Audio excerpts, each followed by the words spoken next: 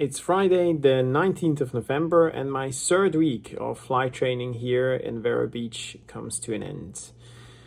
As mentioned yesterday, I passed all the last couple of hurdles in order to start my actual flight training, which then last day in the afternoon already started with my instructor. Today it continued, and as I mentioned, we looked at checklists in order to prepare myself, to familiarize myself with the aircraft that I'm going to fly, hopefully on Monday. So we actually sat in front of a big cockpit poster of the airplane. And in front of that cockpit poster, we try to understand, or I try to understand with the help of the instructor, where the different instruments and the different gauges and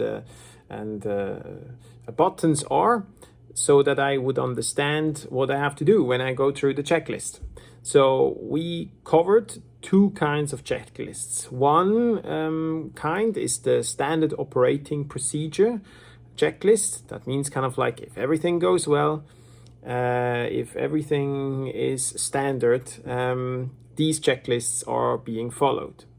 That's basically starting at the very beginning when you get to the aircraft, and you even maybe a little bit before, actually, kind of like when you prepare yourself for the flight, briefing and so forth. But ultimately, when you get to the airplane, you go and start to assess the state of the aircraft. You check if there is enough fuel. You check if the tires are on the plane. You check if there are seat belts and so forth. So you go really kind of like through that checklist to prepare the aircraft. You get in, you test the different systems, the radio, the GPS, the navigation, the electricity, and so forth. You get the engine up and running, you taxi out, you take off, you do a climb checklist, and then you are on your way to the destination or through to the exercise area, where you do some air work, some exercises like climbs and descents and turns and so forth. And then you return back, you do a descent check, you come in for a landing, you fly in the pattern of the runway of the airport, you land, and you taxi back and park the aircraft. And all that is always accompanied by a proper checklist. And then there's a second kind of checklist, the checklist that you actually never want to use, which is ultimately the emergency checklist.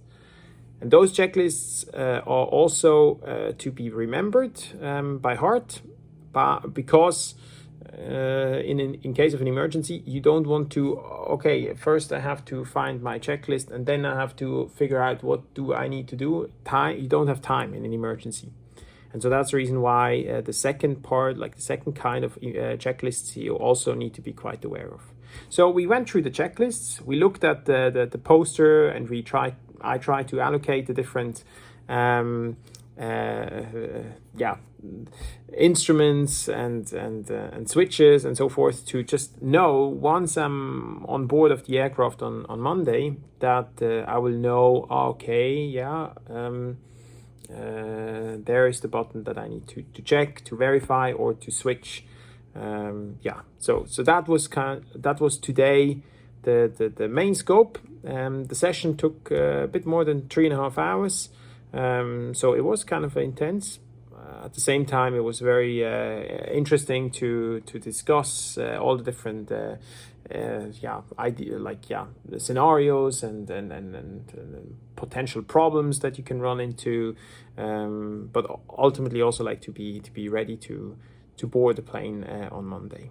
So it's the end of a week, and I'm very happy. The weather is kind of okay at the moment. We had some rain here, so late in November. It gets a bit cooler here as well in Vero Beach, Florida, but as you can see, I'm still running around with t-shirt, so it's still quite pleasant and nice. Wish you all a very pleasant and relaxing weekend. I will have a relaxing weekend apart from learning some of these checklists by heart, so that I'm prepared on Monday. But nevertheless, I will also take a bit a break and refresh my mind after learning and studying, and yeah, so looking forward to that. All right, so hopefully I have some good news about the first flight on Monday. Till then, yeah, have a very good and relaxing weekend. Bye bye.